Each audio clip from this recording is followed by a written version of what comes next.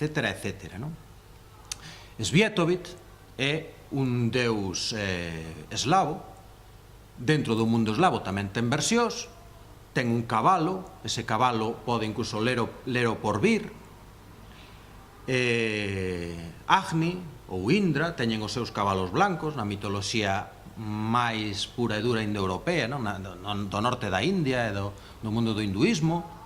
O sea, que pasa aquí? Por que xente que non ten nada que ver, en principio, comparte cousas tan evidentes? E por que as compartimos nós? Por que está Santiago e o seu cabalo blanco aquí? Pois está, que o que vou tamén, está porque se eu quero vender o meu discurso nun sitio teño que recurrir, se teño que desenvolver un marketing cultural, terei que recurrir a algo que se entenda. Teño que recurrir ao que xa está instalado e adaptalo ás miñas convenencias. Non podo vir a cristianizar, por exemplo, a Bretaña francesa se non controlo os resortes ideolóxicos dese mundo. Entón, teño que intentar decir que o que ven no cabalo pois non é tal, senón que é San Malo, por exemplo, como pasa na Bretaña, que é San Malo. Maclovio, Maclud, Machut, pero sempre o mismo nome. Pode estar en Roma, Maclovio, pode estar en Irlanda, Mahut. O cabalo branco de Santiago tamén sabemos que en moitos sitios vai deixando nada menos que as súas pegadas, vai saltando dunha pedra a outra. Iso tamén se recolle, por exemplo, no Támega, non? Hai moitos sitios onde o cabalo saltou, uniu mediante 3 ou 4 saltos, normalmente son 3, varios sitios. E cada vez que toca a terra, sabémolo, porque están as ferraduras ali impresas na terra para demostrar a sobrenaturalidade do cabalo. Aparte de que é un cabalo que voa, non? Porque se salta 1 kilómetro, pois xa non é saltar. Arturo, por exemplo, o cabalo de Arturo, tamén deixou as súas pegadas. Arturo non é Santiago exactamente, pero sí é un heroe. E os mitos din que o seu cabalo era blanco. Por qué? Pois porque é unha versión original, unha versión auténtica, galesa, dun mito, un mito máis grande, un mito que se comparte entre moitos. Así funcionan os mitos. Por iso non é sorprendente que teñamos mitos, porque todos os seres humanos os teñen. Todas as culturas teñen mitos. Imos rizar un pouco máis o rizo. Vamos a ver, Pepa Loba e María Castaña, non? En principio, María Castaña é un personaxe histórico, non? De feito, hai un documento da Catedral de Lugo na que María Castaña e a súa familia condénanos a indemnizar o Cabildo por matar a un recadador de impostos do Cabildo. E entón existe nada máis e nada menos que un documento oficial, ano 1386, no que fala de María Castaña, que era a muller de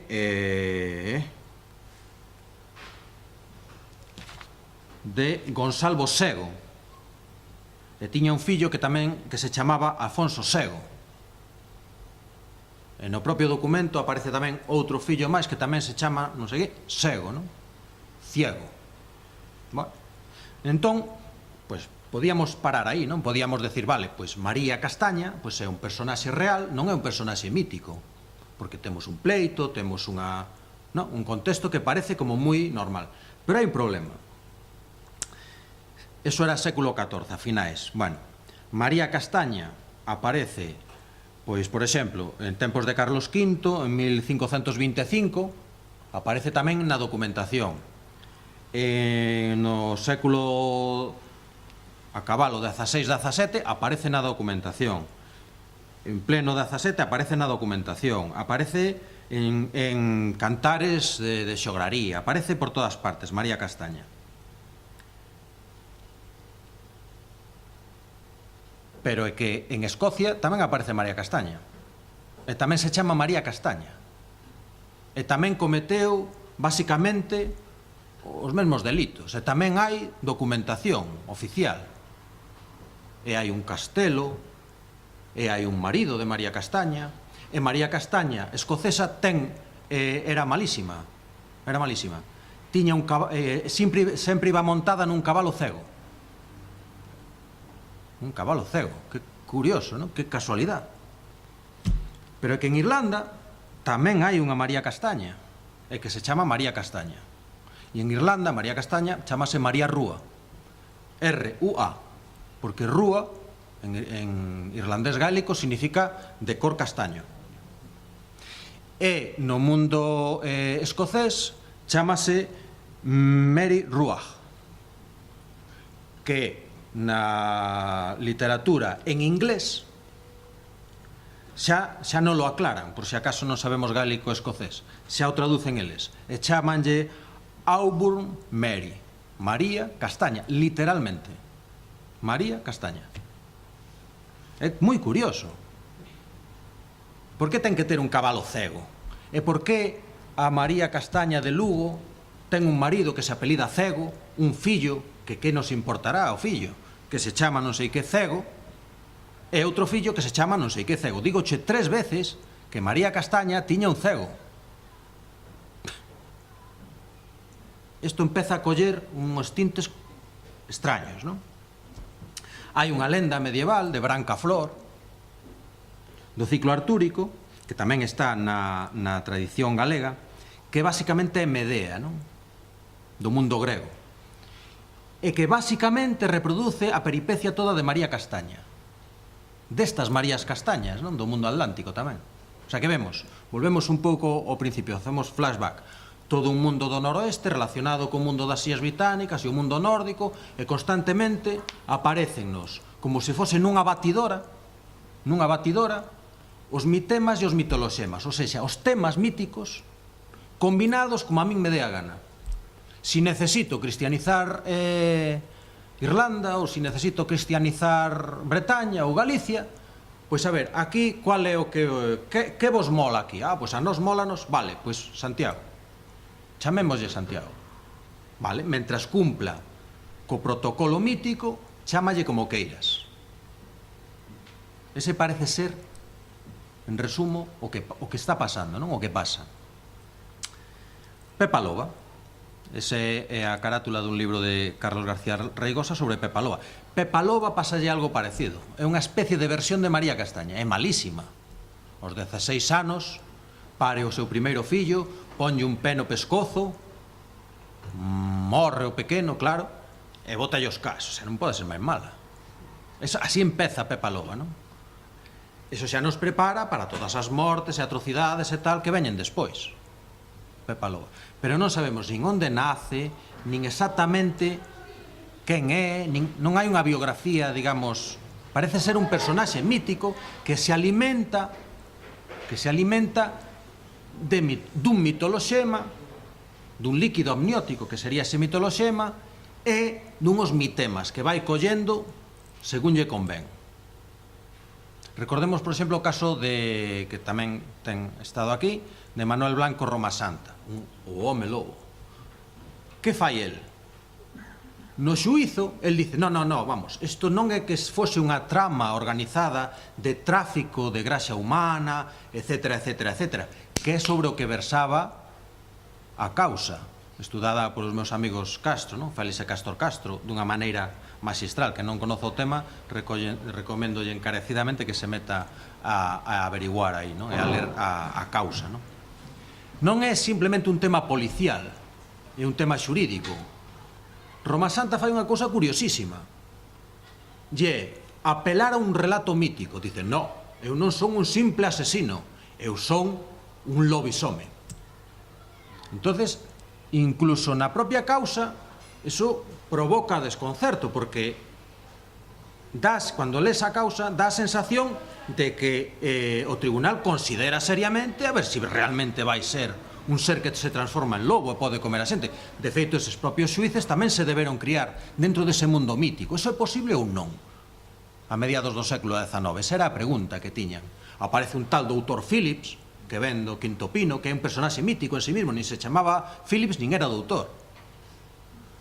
Polo medio, míticamente desaparece Manuel Blanco Romasanta, que en realidade parece ser que era unha muller, nacera como Manuela, o sea, todo é mítico. Pero o interesante, polo menos para min, é que Manuel Blanco Romasanta, quen queira que fose, apela ao mito para dar sentido ao que fixera, para as mortes que el fixo. O sea, que realmente era un lobisome, porque era un lobisome, era un mito encarnado. E os mitos poden encarnarse facilmente, como vemos.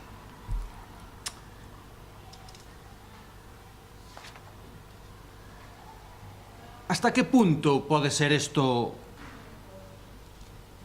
extraño, non? Hasta que punto, que tamaño ten o vaso da batidora, non? Acabo de falar dunha batidora, pero que tamaño ten o vaso da batidora? Pois é sorprendente. Por exemplo, tomemos un sitio un pouco lonxe, non? A illa de Lipsoi, ou Lipsi, como se chama hoxe en día, é Grecia. Está moi cerca de Turquía, pero é Grecia. Ali hai unha muller, que eu cambiei algúns correos electrónicos, chamase Marilena Papacristóforu. E entonces, cando eu, como fago algunhas veces, lle pregunto cousas a xente de por aí, que anda en investigacións parecidas ás miñas, pois fálame da illa de Lipsoi. E na illa de Lipsoi pasa unha cousa moi curiosa. Por exemplo, é relativamente pequena, no alto hai un castro, que en grego, castro, dice castro. Castro. Vale. En ese castro hai que ter moito cuidado, porque aparte de que hai uns tesouros agachados que deixaron os arapes, ou seja, os árabes, os mouros, porque arapes significa árabes, mouros tamén lle chaman. Bueno, pois hai uns tesouros deses mouros que eran piratas, claro. O sea, unha cousa vai como levando a outra. Como eran arapes, eran mouros, e como eran mouros, tiñan que ser piratas. E como eran mouros e piratas e arapes, tiñan que ter tesouros. É así de fácil o expediente. Vale, pois na versión tamén ilustrada, eses arapes mouros, etcétera, etcétera, chamanlle sarracenos. Dice, non diga sexa unha persoa ben educada, non lle chame mouros, chámelle sarracenos, como pasa en moitos. E que pinta teñen os sarracenos estes? Aí saltoume unha diapo. Pois teñen esta pinta. Joder. Pero vamos a ver, que tamaño ten esta batidora? Eso parece unha especie de mistura entre que? Pois dicíndelo vos. Pero leva uns grandes chocallos, sai no antroido, leva unha careta, anda correndo polo monte. Digo, pero vamos a ver, isto é unha illa do Egeo. Isto non é. E no norte de Grecia, na Macedonia e tal, hai a mesma figura. De feito, esta figura é dun sitio que se chama Cabalas. E chamanlle, xa directamente, mouros. Son os árabes, mouros. Pois o tamaño da batidora debe ser grande. Seguimos dando voltas. Estábamos no mar Exeo, vamos a saltar a Irlanda, por exemplo. Irlanda, non? San Patricio, sabemos, por exemplo, que expulsou as serpes, pero como as expulsa? Moitas veces non nos preguntamos, sabemos que o fixo, pero como o fixo exactamente? Bueno, cando vas ao relato mítico irlandés, dice, pois veu un folión. Digo, como un folión? Sí, veu San Patricio cun folión. De feito, iso que tendes aí é un debuxo escolar que me mandaron. Hai unha escola de Boiro, colexio de Boiro, que leva moitos anos de intercambio tal. Pedinlle e mandaronme a patadas. Entón, collín un. Pero vamos a ver, como que San Patricio expulsa as serpes de Irlanda tocando o folión? O folión é noso, non? Sí, pero tamén é irlandés. Que non o usan? Bueno, porque non lles dá a gana. Pero teñeno, si queren. E por que expulsa as serpes cun folión? Claro, porque as serpes non teñen maus. Entón non puideron facer isto. Iso é o expediente mítico. Que iso pasa sempre tamén nos mitos. Son como moi planos. Non teñen... Son lógica aplastante. As serpes non aturaban o folión porque non teñen maus. Se hubieran podido facer isto... Por eso todos os demais animais poderon quedar en Irlanda menos as serpes. Xa está explicado. Iso é o que fan os mitos. Danos solucións. Rápido.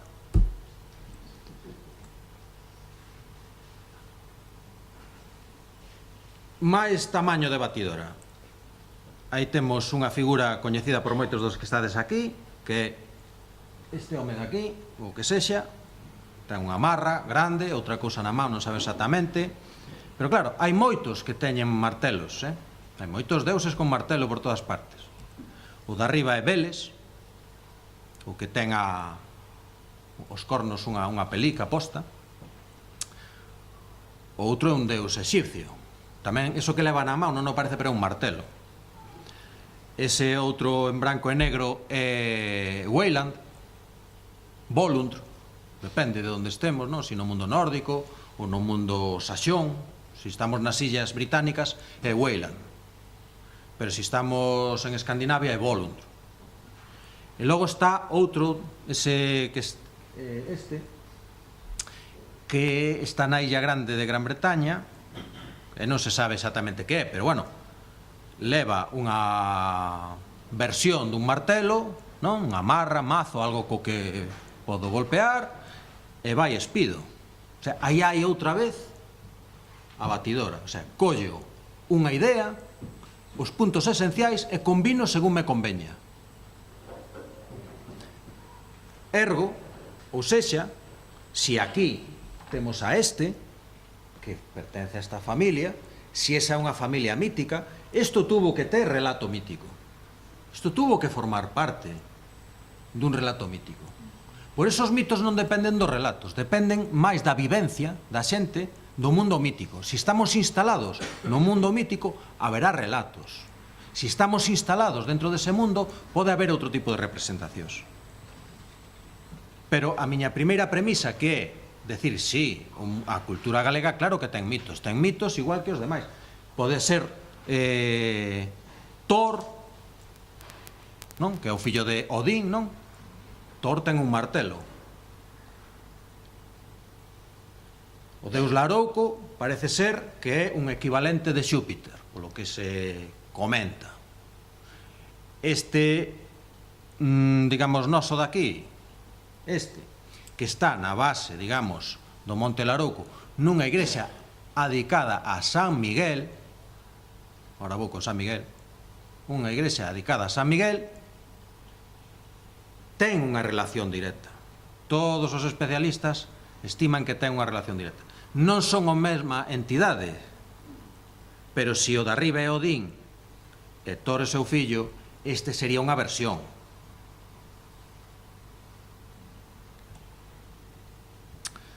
Hai incluso unha versión que fai relacionar a algo que se chama Toragales, fillo de Zeus, Thor, con nada máis e nada menos que Heracles.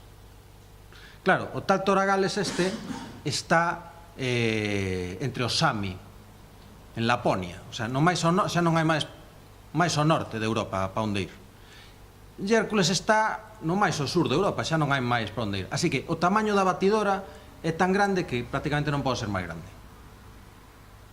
E son a mesma cousa, son versións orixinais todas da mesma entidade, combinada, como vos estou intentando explicar.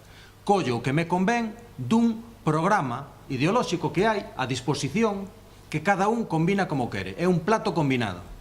Cada un o combina como quere. Pasa por esa enorme mesa de contidos culturais e o combina en función das súas necesidades. Así que cada un lle poña nome a este. Claro, hai outro problema.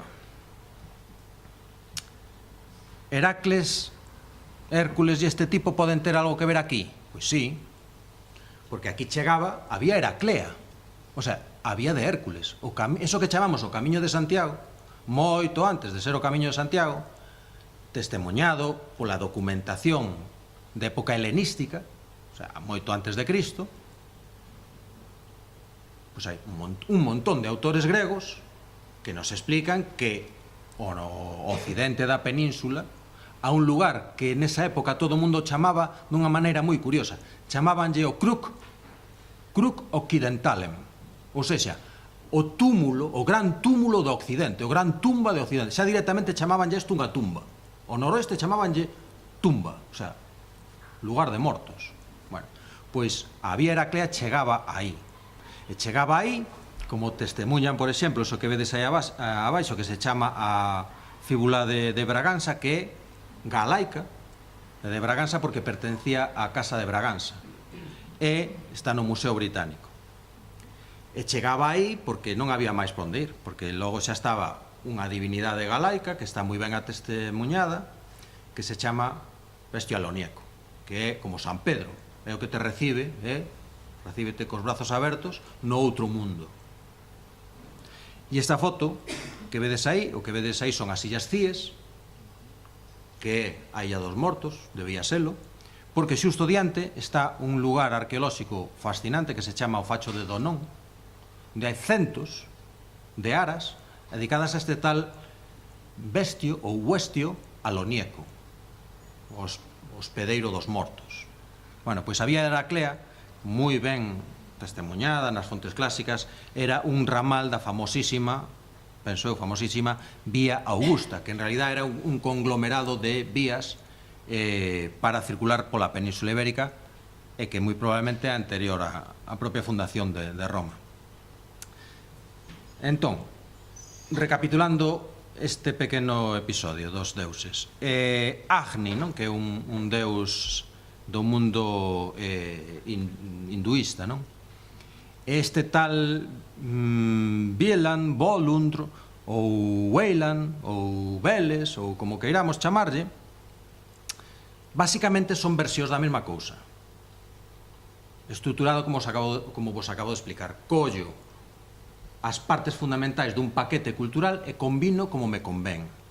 Neste caso, no grabado que está en branco e negro, é moi interesante porque ese que é Veles de antes, ou Vilan, ou Bolos, ou como queiramos chamalo, según onde estemos, aparece directamente transformado en dragón voador, ou seja, en serpe, dragón e serpe son equivalentes, en serpe voadora. As serpes, moi bellas, e aquí hai quen sabe deso, que lles pasa cando son moi bellas e van morrer? Saenlles as e voan ao larouco, verdad, Cruz? Así que, outro martelazo máis no mesmo clavo, non? Hai un ser, o sea, ese monte tamén está relacionado con serpes bellas e que voan e tal. Perún, Xúpiter, Indra,